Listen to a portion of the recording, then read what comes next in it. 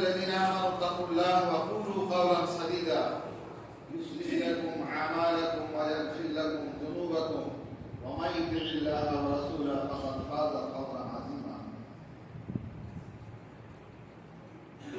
সম্মানিত এই মসজিদের সুযোগ্য ইমাম খতিব এবং শুধু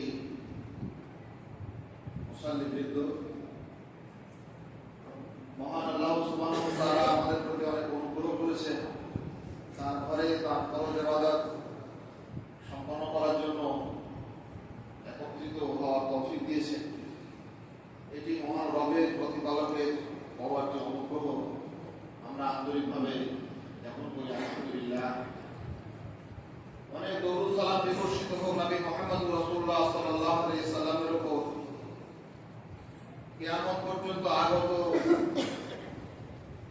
সমস্ত রকম পরিস্থিতির মুখোমুখি দাঁড়িয়ে একজন মুমিনের কি করণীয়, কি বর্জনীয়, তার নিখুঁত অনুমুখ বিবরণ আমাদের